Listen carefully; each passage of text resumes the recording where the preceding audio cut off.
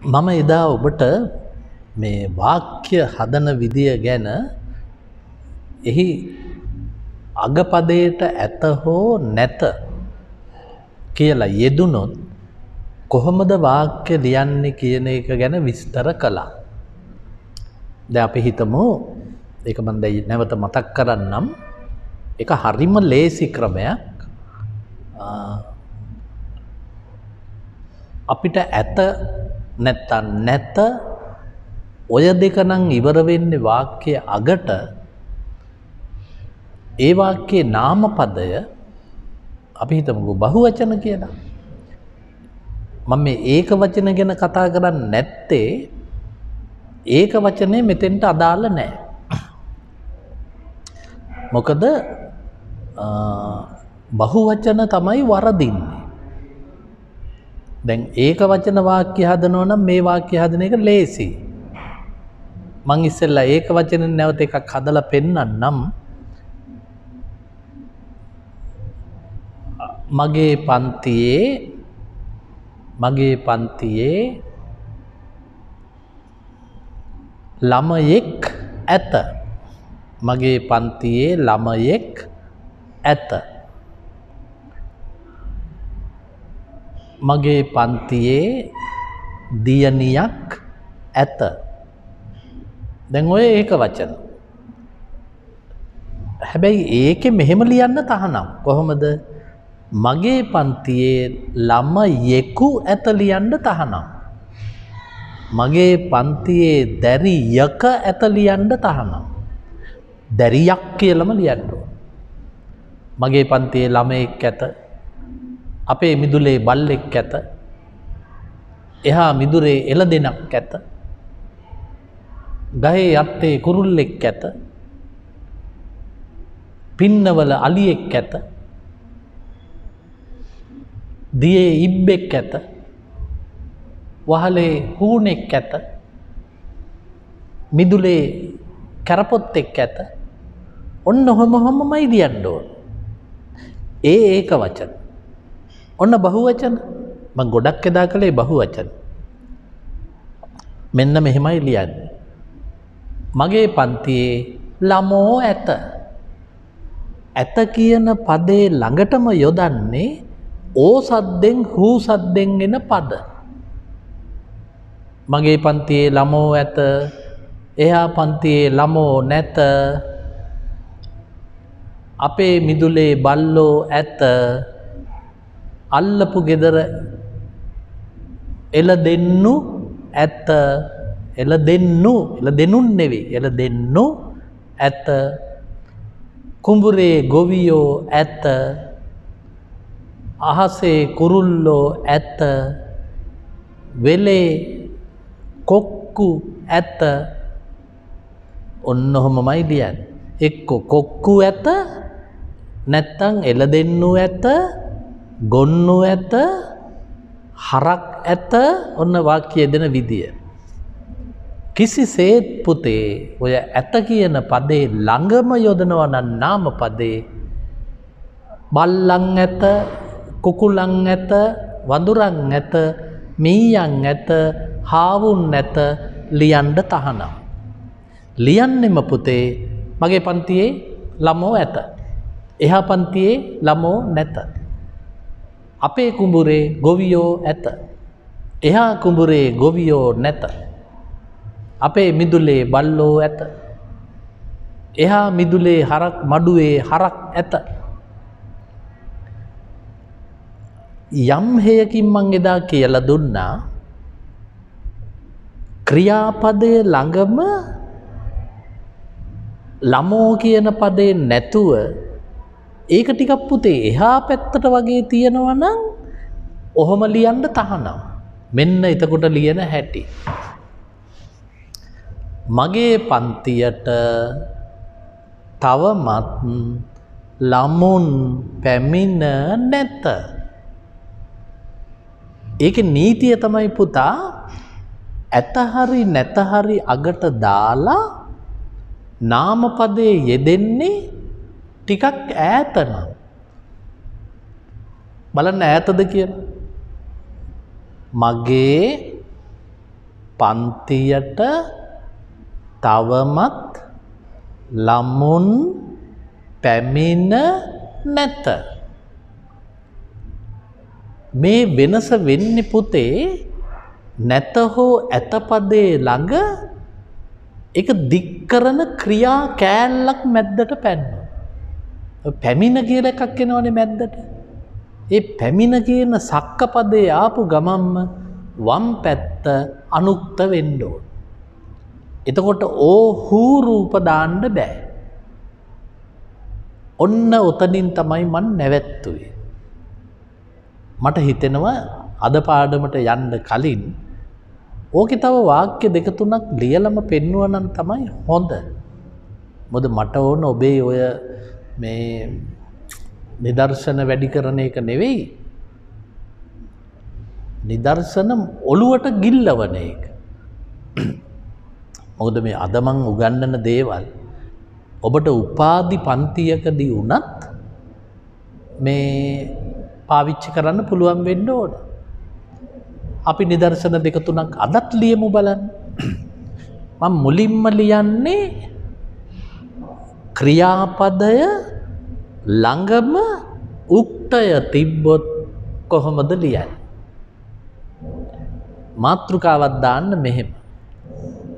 එදත් ලිව්වට කමන්නේ අදත් නිදර්ශන පහ ලියමුකෝ. මාතෘකාව දාන්න ඇත්ත නැත්ත. ඔන්න මාතෘකාව.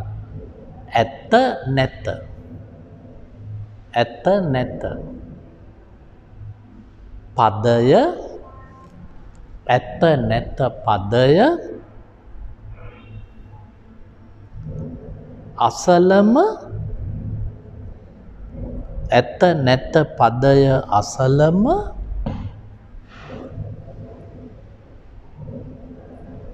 නාම පදය යෙදීම. මාතෘකාව තමයි ඇත්ත නැත්ත පදය අසලම නාම පදය යෙදීම. යෙදීම. එක.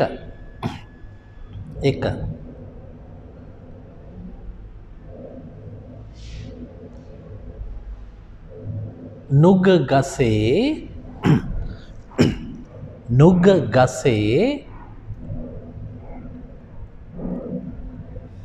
කුරුල්ලෝ ඇත. නුග ගසේ කුරුල්ලෝ ඇත. නුග ගසේ කුරුල්ලෝ ඇත. දැන් පුතේ කුරුල්ලෝ කියන එකට ඉරක් ගහන්න. ඇත කියන එකටත් ඉරක් ගහන්න. කුරුල්ලෝ ඉරක් ගැහුවා, ඇත ඉරක් ගැහුවා. දැන් පුතාලට පේනවා ඇති වචන දෙක ළඟ ළඟ තියෙන්නේ.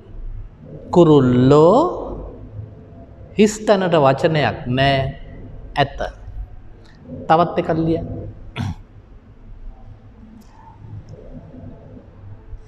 අපේ මිදුලේ බල්ලෝ ඇත. අපේ මිදුලේ බල්ලෝ ඇත. අපේ මිදුලේ බල්ලෝ ඇත. බල්ලෝට ඉරක් ගන්න. බල්ලෝ. ඇත කියන පදයටත් ඉරක් ගන්න. ඇත කියන පදයටත්. දැන් පුතාලා බලන්න ඇත කියන පදයයි බල්ලෝ කියන පදයයි අතර වචනයක් නැහැ. හිස්. නීතිය තමයි ඇත හෝ නැත පදය ළඟම නාම පදය යොදනවා නම් ඒක යොදන්නේ ඕ සද්දෙන්. ඕ සද්දෙන්. අන් සද්දෙන් බෑ. අපේ මිදුලේ බල්ලන් ඇත කියලා ලියන්න තහනම්. බල්ලෝ ඇත. අපි තුන්වෙනි වාක්‍යයකුත් ලියමු.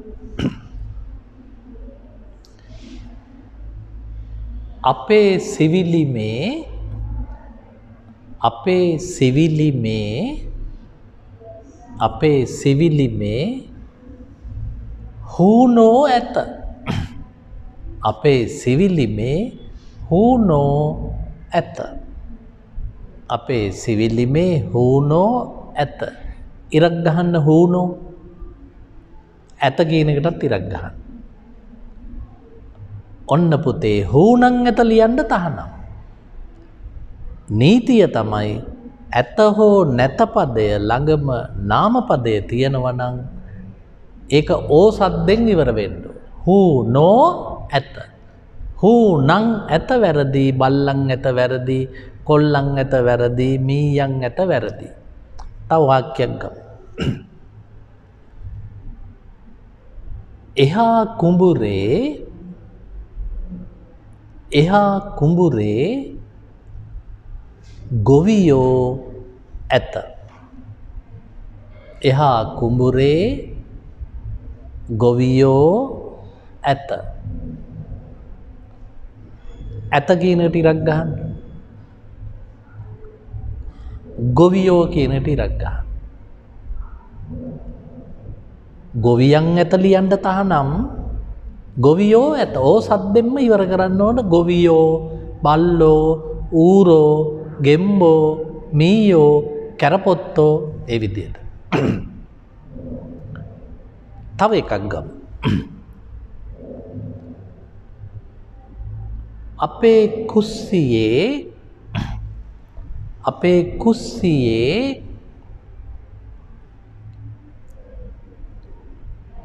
කැරපොත්තෝ ඇත. අපේ කුස්සියේ කැරපොත්තෝ ඇත. ඔන්න පුතේ කැරපොත්තන් ඇත ලියන්න තහනම්. ඕ සද්දෙම තියෙන්න ඕන. කැරපොත්තෝ ඇත. බලන්නකො ඊළඟ නිදර්ශන ටික. දැන් මෙච්චර ගල් ඕ යන්නෙන්නේ ගත්තේ. මෙන්න හූ යන්නේ.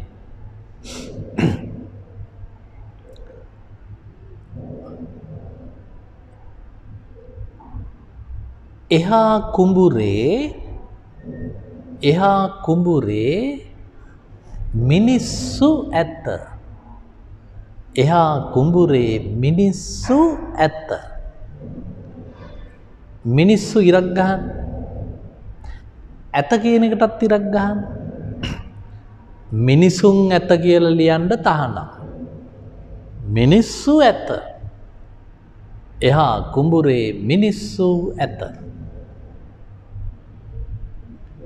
තවත් එකක් ගමු නිදර්ශනයක්.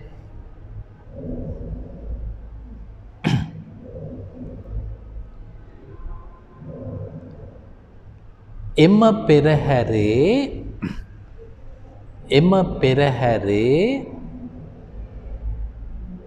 පෙරහැරේ ඇත්තු ඇත. එම පෙරහැරේ ඇත්තු ඇත. ඇත්තු ඇත. ඇත්තු ඇත. ඇත කියන එකට ඉරක් ගහන්න. ඇත්තු කියන එකටත් ඉරක් ගහන්න. ඇත්තු ඇත. ඔන්න පුතේ ඇතුන් ඇත ලියන්න තහනම්. මොකද ඇත කියන එක ළඟම නාමපදේ. එතකොට හූ සද්දෙන් තමයි ලියන්නේ. උඩ ටික ඕ යන්නෙන් ලිව්වා. මේක හූ යන්නෙන් ලියනවා. තව එකක් ගමු. අල්ලපු හේනේ සත්තු ඇත. සත්තු ඇත. සත්තු ඇත. සත්තු ඇත. ඇත කියන එකට ඉරක් ගහන්න. සත්තු කියන එකටත් ඉරක් ගහන්න. සතුන් ඇත ලියන්න තහනම්. උඩ ටික ඕ මේක හූ.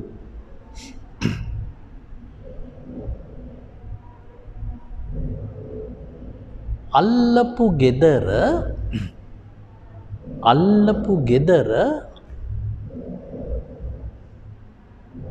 බලල්ලු ඇත. අල්ලපු ගෙදර බලල්ලු ඇත. අල්ලපු ගෙදර බලල්ලු ඇත. ගහන්න ඉරක් ඇත. බලල්ලුන්ටත් ඉරක් ගහන්න. බලලුන් කියන්න තහනම්. දැන් පුතාලට ඕන නම් ඔය ඇත එක වෙනුවට නැතත් දාගන්න. අල්ලපු ගෙදර බලල්ලු ඇත. අල්ලපු ගෙදර බලල්ලු නැත. එහා වත්තේ සත්තු ඇත. එහා වත්තේ සත්තු නැත. දෙකම හරි. දැන් 3. මෙන්න ඒක වචන පද යොදන හැටි. ඇත හා නැතත් එක්ක.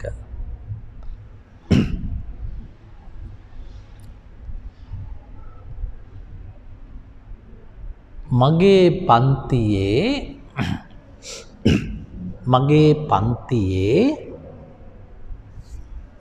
පන්තියේ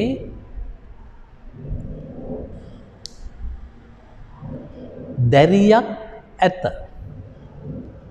මගේ පන්තියේ දැරියක් ඇත. ඉරක් ගහන්න ඇත. දැරියක් කියන එකටත් ඉරක් ගහන්න. ඔන්න පුතේ මේක ලියන්න බෑ.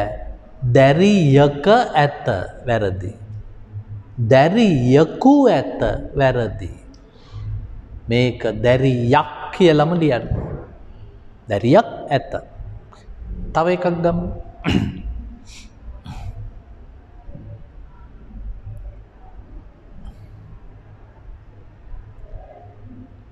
ඒ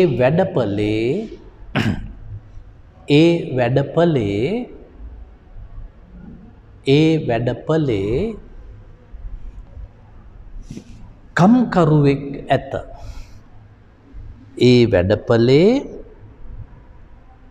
කම්කරුවෙක් ඇත. ඒ වැඩපලේ කම්කරුවෙක් ඇත. ඇත කියන එකට ඉරක් ගහන්න. කම්කරුවෙක් කියන එකටත් ඉරක් ගහන්න.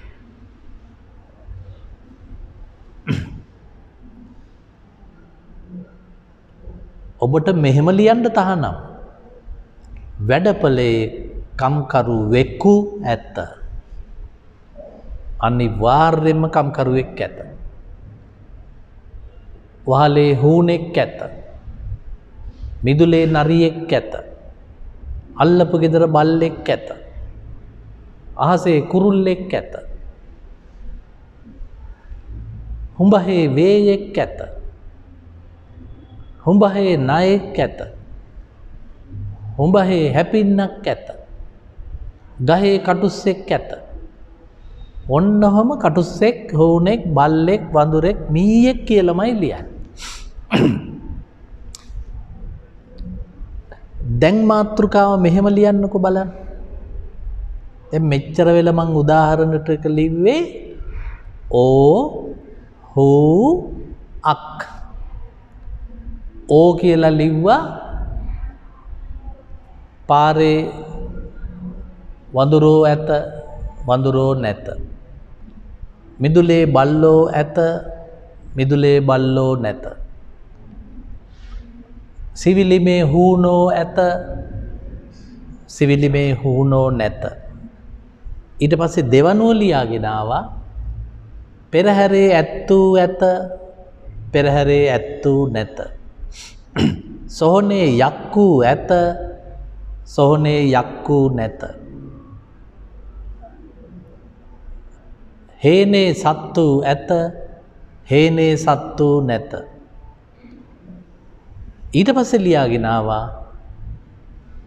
පාරේ මිනිසෙක් සිටි මිනිසෙක් ඇත සමාවෙන්න මිනිසෙක් ඇත මිනිසෙක් ඇත පන්තියේ දැරියක් ඇත පන්තියේ දැරියක් නැත මිදුලේ බල්ලෙක් ඇත මිදුලේ බල්ලෙක් නැත අහසේ කුරුල්ලෙක් ඇත අහසේ කුරුල්ලෙක් නැත දැන් මම ගන්න හදන්නේ වෙන මාතෘකාවක්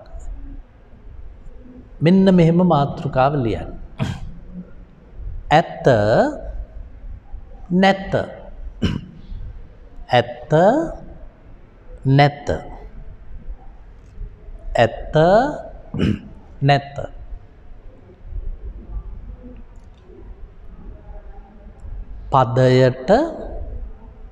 පදයට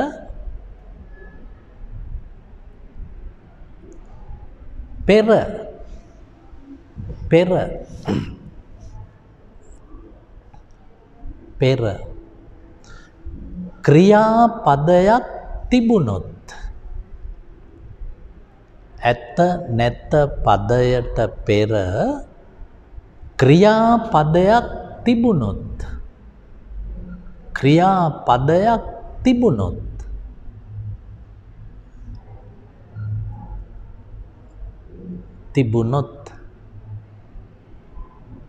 වාක්‍ය ලියන හැටි තිබුණොත් වාක්‍ය ලියන හැටි තිබුණොත්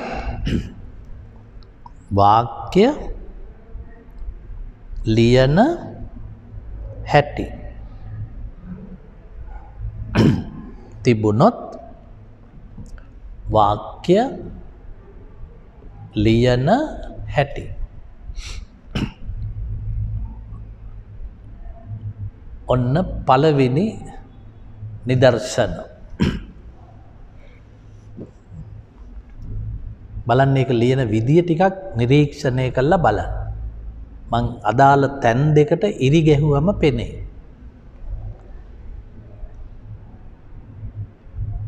එම රැස්වීමට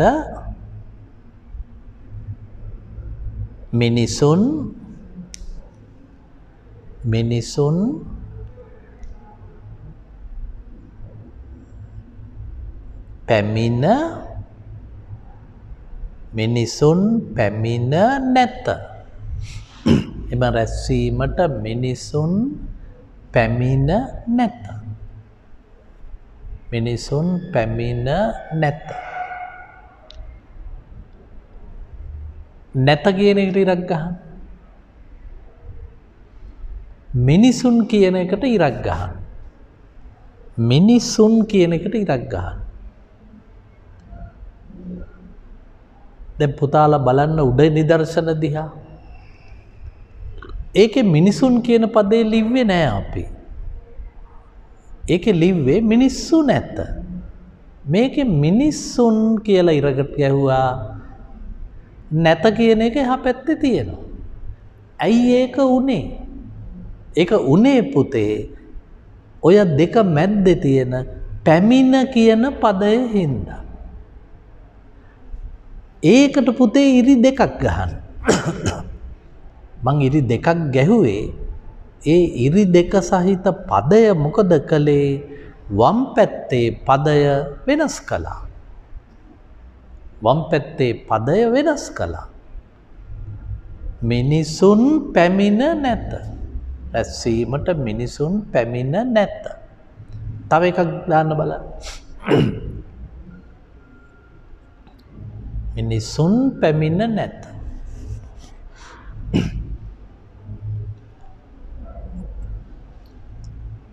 පන්තියට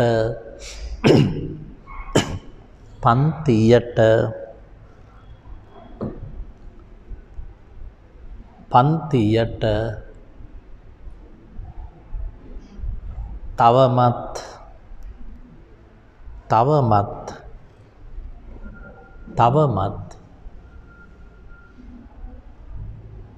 ළමුන් ළමුන් පැමිණ නැත. පන්තියට තවමත් ළමුන් පැමිණ නැත. නැත කියන එකට ඉරක් ගන්න. ළමයින් කියන එකටත් ඉරක් ගන්න. ඒ ඉරි දෙක මැද්දේ තියෙනවා පැමිණ කියලා ක්‍රියාරූපයක්. ඒකට ඉරි දෙකක් ගන්න. එතකොට අර කලින් ඇත නැත කියන පද ළඟම තිබ්බ නාමපදය ඕහු අක් තිබුණා. දැන් ඇත කියන පදේ ළඟම මේ ක්‍රියාරූපය තියෙන හින්දා වම් පැත්ත අනුක්ත කළා. එක ඉරක් දෙක ගැහුවේ පැමිණ නෙවෙයි ළමයින් ඇත. මැදට ඉරි දෙකක් ගැහුවා. ඒ ඉරි දෙක ගැහුවේ පුතේ ඒ ඉරි දෙක ගහපු ක්‍රියාරූපය මේ වාක්‍ය වෙනස් කළා. අපි තව එකක් ගමු.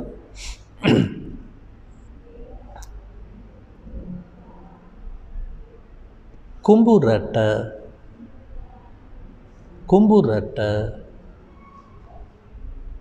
ගොවියන් ආවේ නැත. කුඹුරට ගොවියන් ආවේ නැත. කුඹුරට ගොවියන් ආවේ නැත. නැත කියන එකට එක ඉරක් ගන්න. ගොවියන් කියන එකට තව ඉරක් ගන්න. ආවේ කියන එකට ඉරි දෙකක් ගන්න. ඔය ආවේ කියන පදේ හින්දා තමයි ගොවියන් කියන පදය හැදුනේ.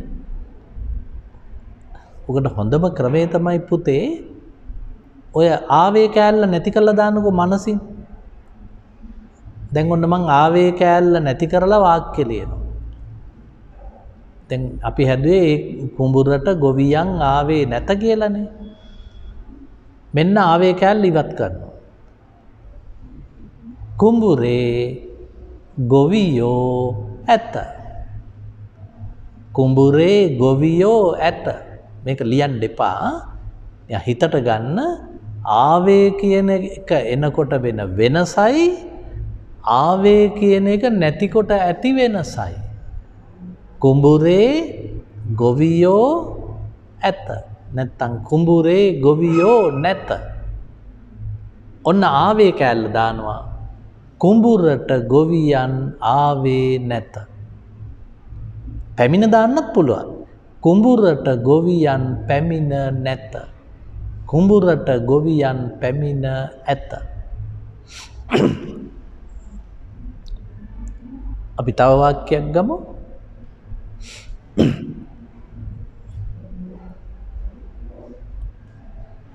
නුගගහට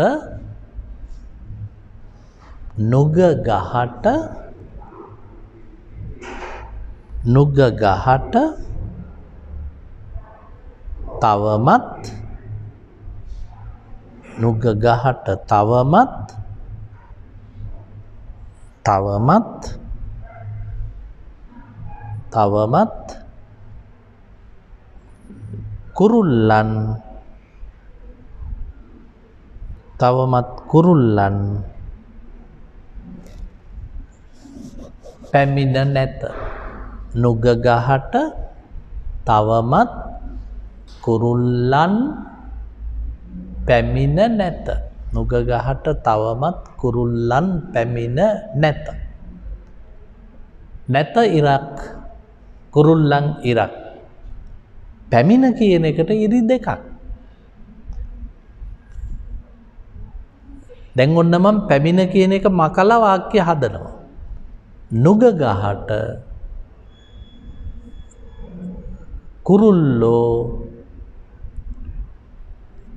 නුගගහේ කුරුල්ලෝ ඇත. නුගගහේ කුරුල්ලෝ ඇත. දැන් ලිව්වේ කොහමද? නුගගහට තවමත් කුරුල්ලන් පැමිණ නැත. මෙන්න ඒක අයින් කළා. නුග ගහේ කුරුල්ලෝ ඇත. අපි තවත් වාක්‍යයක් ගමු.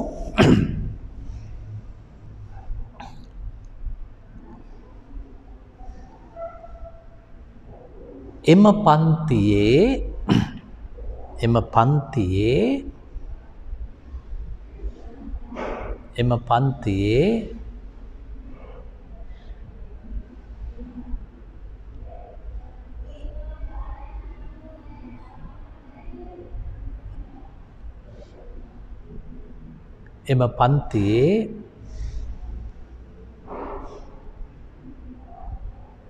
පන්තියට කියලා ගමු. එම පන්තියට දරුවෙක් පැමිණ නැත. එම පන්තියට දරුවෙකු පැමිණ නැත. එම පන්තියට දරුවෙකු පැමිණ නැත. නැත කියන එකට එක ඉරයි, දරුවෙකු එක ඉරයි, පැමිණ කියන එකට ඉරි දෙකයි. ඔන්න ඕක මම වෙනස් කරනවා පැමිණ අයින් කළා. එම පන්තියේ දරුවෙක් ඇත. එම පන්තියේ දියණියක් ඇත. ඔය ඔක්කොම වෙනස් කරනවා පුතේ මැද්දට ක්‍රියාරූපයක් පාත් වෙච්ච ගමන්. පැමිණ, ආවේ, ගොස්, අන්න ඒව එකක් තමයි මැද්දට වැටෙන්නේ. වැටිච්ච ගමන් මේකේ රූප පෙළහර වෙනස් වෙනවා. ඔක්කොම අල්න යන්න බවට පරිවර්තනය වෙනවා. කොළවල වාක්‍ය පුරවනවට වඩා හොඳ දේ තමයි පුතේ මේ එක නීතියකින් වාක්‍ය හිතේ ලියා ගන්න එක. දැන් ඕනනම් අපිට වේගෙන් කියන්න පුළුවන් ওই જાතියේ වාක්‍ය 100 ගානක්. හුඹහට වේයන් පැමිණ නැත. ඒ හුඹහට නායකු ආවේ නැත. ඒ හුඹහට හැපින්නක පැමිණ නැත. හැපින්නක පැමිණ නැත. ඒ කැලෑවට වඳුරෙකු ආවේ නැත. ඒ කැලෑවට වඳුරෙකු ආවේ නැත. අපේ නුග ගසට තවමත් කුරුල්ලන් පැමිණියේ නැත.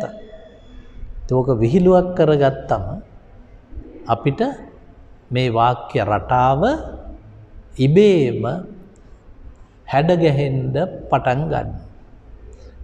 ඔන්න දැන් එදා මම උගන්වපු ඇත්ත නැත කියන අවසාන පදවලට කිට්ටුව නාම පදය ආවොත් ඕ සද්දයි හූ සද්දයි අක් සද්දයි පිහිටනවා.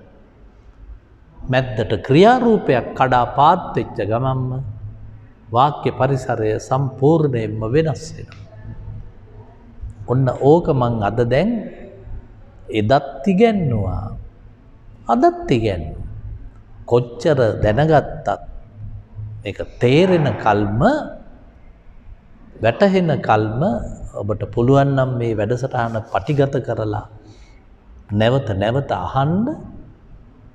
අහලා මේ වාක්‍ය පරිසරය හිතට ගත්තොත් ඔබට ඕනම ලිපියක් බය නැතිව ලියන්න පුළුවන්කම ලැබෙනවා.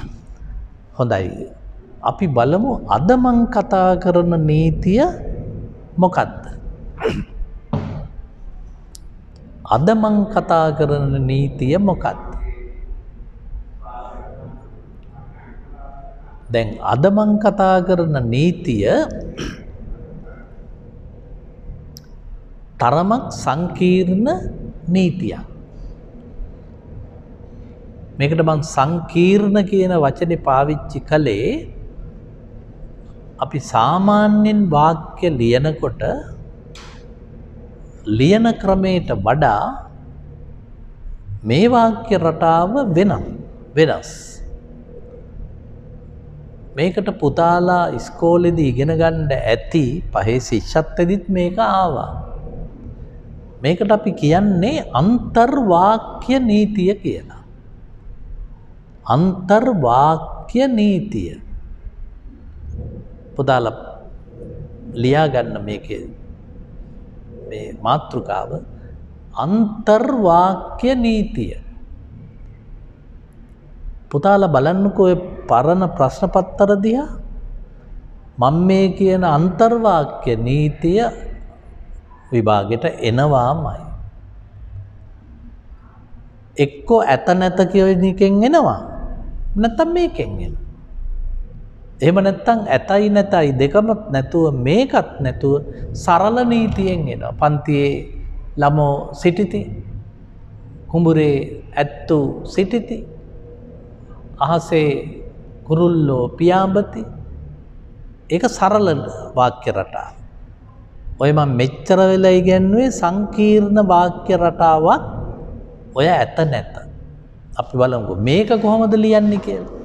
මේ අන්තර්වාක්‍ය ක්‍රමය මේක ලියන්නේ පුතේ මෙහෙමයි. අපි ඉස්සෙල්ලා වාක්‍යයක් ලියලා ඉමු.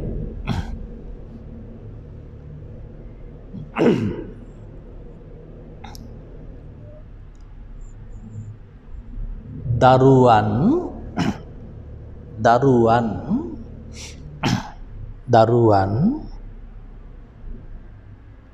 හොඳින්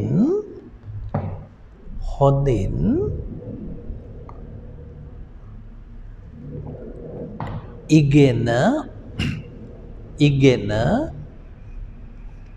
ගනිති. දරුවන් හොඳින් ඉගෙන ගනිති.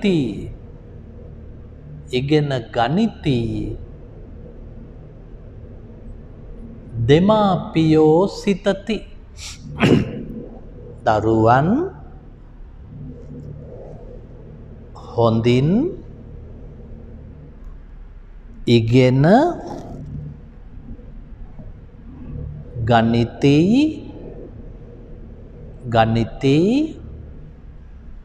දෙමාපියෝ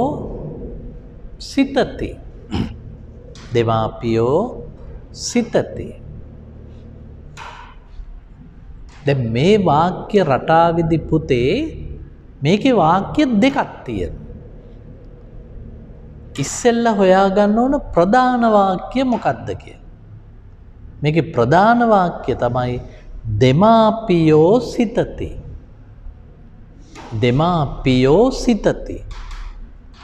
දැන් ඒක පුතාලා දන්න වාක්‍ය රටාව. දෙමාපියෝ සිතති, මෑණියෝ සිතති, ගුරුවරු කල්පනා කරති, දේශපාලකයෝ උපකල්පනය කරති, නිලධාරීහු සිතති, අම්මා සිතයි, නංගි සිතන්නීය. ඔන්න ඔහොම ක්‍රමේ තමයි පුතේ ප්‍රධාන වාක්‍ය. දැන් මේකේ තියෙන්නේ දෙමාපියෝ සිතති. දැන් ඔය පුතාලට තේරෙන්නේ නැති එක තමයි පුතේ ඔය අන්තර්වාක්‍ය. දැන් මම ඔය කියපු එකේ තිබුණේ දරුවන් ඉගෙන ගනිති දෙමාපියෝ සිතති. මේකෙදි කරන්න ඕන දේ ප්‍රධාන වාක්‍ය සරල නීතියෙන් ලියලා දානවා. දෙමාපියෝ හිතති, මෑණියෝ සිතති. අන්න ඒ විදියට. අපිට ලියන්න අමාරු එක තමයි මේ සැකය. මේ මැද තියෙන සාංකාව. මේක පුතේ හරිම ලේසි. මේකෙදි කරන්න තියෙන්නේ සැක සහිත වාක්‍යයේ උක්තය අනුක්ත කරන. මේකේ තියෙන්නේ දරුවන් අනුක්තයි. දරුවෝ ලියන්න තහනම් සැකේට. දරුවන් හොඳින් ඉගෙන ගනිති. අන්න තයන්න. දරුවන් හොඳින් ඉගෙන ගනිති දෙමාපියෝ සිතති. සැකේ වාක්‍යයේ දාන්නෙම පුතේ සැකයේ උක්තය අනුක්තයි. ඒ කියන්නේ බල්ලන් දරුවන් මීයන් කුකුලන් කියලාමයි ලියන්න ඕන සැකේට. ඊළඟට සැකේ ක්‍රියාපදයේ තියෙනවනේ. ඒකට පුතේ තයන්න දාන්න ඕන. අනිවාර්යෙන්ම දාගෙන යන්න ඕන තයන්න. සැකයේ උක්තය අනුක්තයි දරුවන් බල්ලන් කුකුලන් මීයන් වගේ සැකයේ ක්‍රියාපදයට තයන්න කොහෙන් හරි අතාරින්න ඕන. ඔන්න එතකොට අන්තර්වාක්‍ය නීතිය හරි. දැන් ඔබ ඉරක් ගහන්න දරුවන් කියන පදයට. ඒ කියන්නේ ඒක අනුක්තයි. ගනිති කියන එකටත් ඉරක් ගහන්න. ඔන්න ඒක ASCII තයන්න තියෙනවා. අනික සම්මත නීතිය දෙමාපියෝ හිතති මෑණියෝ කල්පනා කරති ගුරුවරු සිතති දේශපාලකයෝ සිතති මන්ත්‍රීවරු කල්පනා කරති ගොවියෝ සිතති වෙලෙන්දෝ බඩු මිල වැඩි කරති පාරිභෝගිකයෝ කෙඳිරි නගමින් යති ආන් ඒ විදියට අග කෑල්ල සැකයට දාන්නේ උක්තය අනුක්තයි බල්ලන් කුකුලන් වගේ රූප සැකේ ක්‍රියාපදයට තයන්න කොහොම හරි දාන්න ඕන. අපි තව වාක්‍යයක් හදලා ඉමු. ගුරුවරුන් ඔන්න අල්ලා යන්න ආවා. ගුරුවරුන්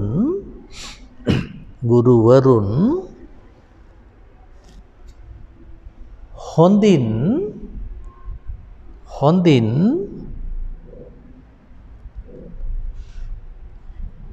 උගන්වති අන්න තයන්න ආවා. ගුරුවරුන් හොඳින් උගන්වති වැඩිහිටියෝ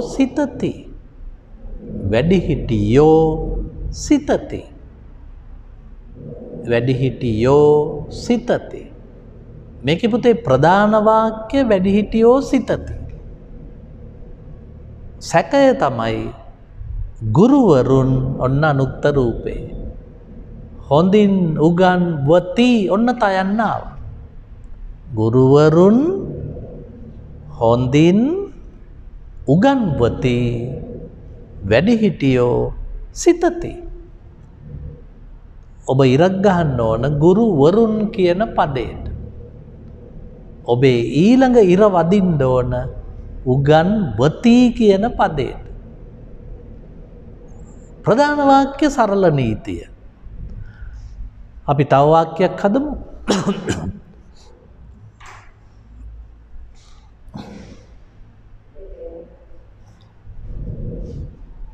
හාමුදුරුවන්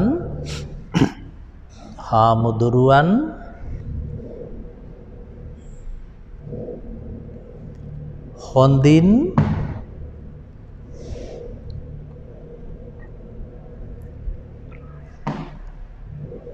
ධර්මය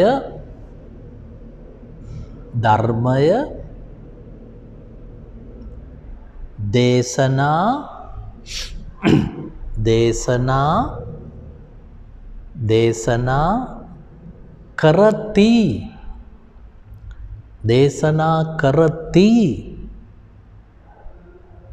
හාමුදුරුවන් හොඳින් ධර්මය දේශනා කරති දායකයෝ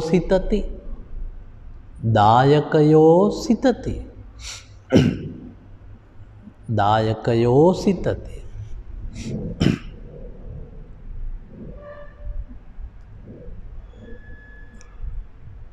සැකේ පැත්තට එන්න. හාමුදුරුවන් ඉරක් ගහන්න. දේශනා කරති ඉරක් ගහන්න. අයා පැත්තේ දායකයෝ සිතති.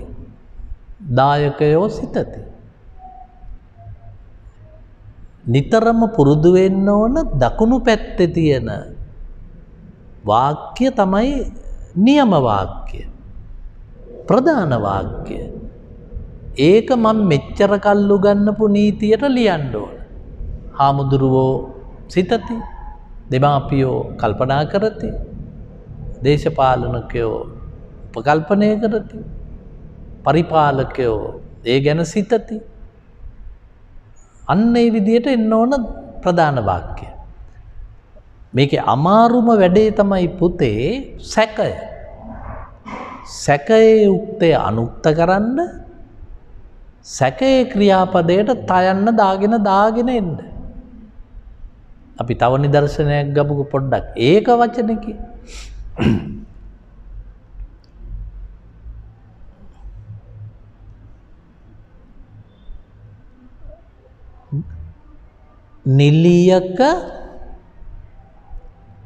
නිලියක ලයන්න මූර්ධජ නිලියක් නෙවෙයි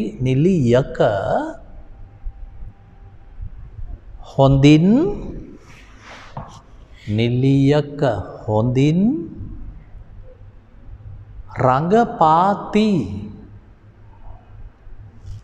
නිලියක හොඳින් රඟපාති. නිලියක හොඳින් රඟපාති. ප්‍රේක්ෂකයෝ සිතති. නිලියක හොඳින් රඟපාති. ප්‍රේක්ෂකයෝ සිතති. ප්‍රේක්ෂකයෝ සිතති. දැන් ප්‍රේක්ෂකයෝ සිතති කියන එක තමයි ප්‍රධාන වාක්‍ය. ඒක අපි ඉගෙනගෙන ඉවරයි. ප්‍රේක්ෂකයන් සිතති කියලා ලියන්න තහනන්නේ. ප්‍රේක්ෂකයෝ සිතති, දෙමාපියෝ කල්පනා කරති, දූ දරුවෝ උපකල්පනය කරති, මන්ත්‍රීවරු ඒ ගැන සිතති. ඔහොම තමයි ප්‍රධාන වාක්‍ය. සැකයට තයන්න දාන්න. දැන් අපි දැම්මේ නිලියක. ඔය තියෙන්නේ නිලියක් කියන්න තහනම්. දාන්න ඕන තමයි නිලියක. ඔන්න තයන්න කොතනද තියෙන්නේ බලන්න. ඒකට ඉරක් ගහන්න නිලියකට. හොඳින් රඟපාති. ඔය තියෙන්නේ තයන්න. එතකොට මේක ලියන්න බෑ පුතේ. නිලියක් හොඳින් රඟපෑවේ යයි. එහෙම ලියන්න බෑ. නිලියක් හොඳින් රඟපාන්නේ යයි. එහෙම ලියන්න බෑ. මේක කවුරු හරි ඔළුවට කාවද්දන්න ඕන. සැකයේ උක්තය අනුක්තයි. අනුක්ත බව අඟවන්නේ පුතේ ඒකට අල් නයන්න එන්න ඕන අගට. ඒක වචනට නම් කුයන්න කූ සද්දය ඕන. බහුවචන වලට නම් උන් කියන රූප ඕන. බල්ලන්, වඳුරන්, කුකුලන්, මීයන් වගේ රූප ඕන. අපි තව වාක්‍යයක් ගමු.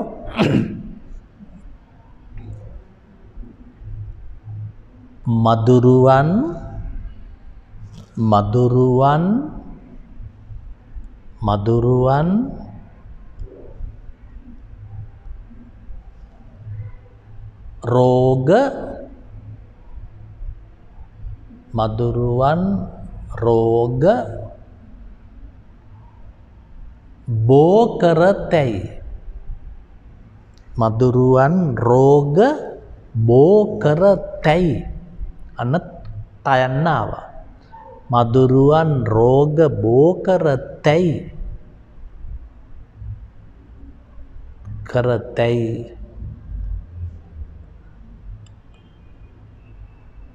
වෛද්‍යවරු කියති. වෛද්‍යවරු කියති. මදුරුවන් රෝග බෝ කරතැයි. මැලේරියාව දැම්මත් කමන්නේ. මදුරුවන් මැලේරියාව බෝ කරතැයි. වෛද්‍යවරු කියති. මදුරුවන් රෝග බෝ කරතැයි. වෛද්‍යවරු කියති. මදුරුවන් රෝග බෝ කරතැයි. වෛද්‍යවරු කියති. මදුරුවන්ට ඉරක් ගහන්න. කරතැයි කියන එකටත් ඉරක් ගහන්න. මේක මෙහෙම ලියන්න තහනම් මදුරුවෝ රෝග බය කෙරුවේ යයි එහෙම බෑ. මදුරුවෝ ලියන්න බෑ. අන්තර්වාක්‍යයේ උක්තය පුතේ මදුරුවන් බල්ලන් කුකුලන් ඇතුම් මිනිසුන් දරුවන් බේයන් කුරුල්ලන් ගායකයන් ගායිකාවන් හාමුදුරුවන් මදුරුවන් මේ හරකුන් කියලම දාන්න ඕන. අන්තර්වාක්‍යයේ ක්‍රියාපදේ නටතැයි දුවතැයි පනිතැයි බලතැයි දනිතැයි කියලම දාන්න ඕන. මේ දෙක අල්ල ගත්තොත් ඔබට මේ අන්තර්වාක්‍ය නීතිය ඒ හැටි අමාරු වැඩක් බවට පරිවර්තනය වෙන්නේ නැහැ. අපි තව නිදර්ශනයක් ගමු. ඒක වචනෙන් ගමු.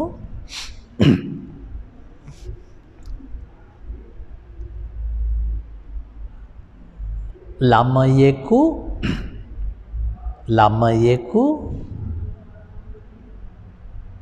හොඳින්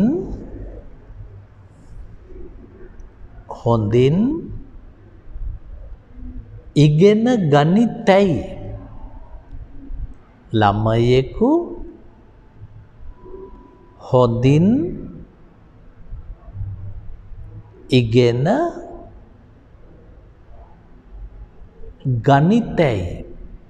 ළමයෙකු හොඳින් ඉගෙන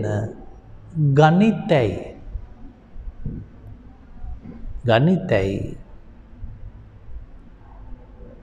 විදුහල්පතිතුමා සිතුවේය. විදුහල්පතිතුමා සිතුවේය.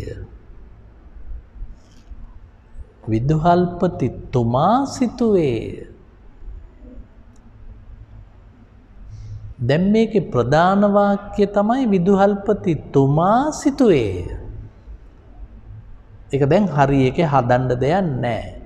විදුහල්පතිතුමා ඒක වචන, සිතුවේය ඒක වචන. දැන් සැකේ පැත්තට යන්න. ළමයෙකු හරි ඒක අනුක්තයි. ළමයෙක් ලියන්න තහනම්. ළමයෙකු හොඳින් ඉගෙන ගනිතැයි. අන්න තයන්න තියෙනවා. හොඳින් ඉගෙන ගනිතැයි විදුහල්පතිතුමා සිතුවේය. එතකොට ඉර ගහන්න ඕන ළමයෙකු ඒ කියන්නේ අනුක්තයි ඉගෙන ගනිතැයි ඒක තමයි සැක ක්‍රියාව. සැකේ ක්‍රියාවට තසද්දේ එන්න ඕන. ඔන්න ඔහොමයි මේ අන්තර්වාක්‍ය නීතිය වාක්‍ය පරිසරවල භාවිත වෙන්නේ. දැන් ඔබට මේක අපේ නිබන්ධනවල මේ වාක්‍ය රටා ටික මම නැවත ලියලා දෙන්නම්.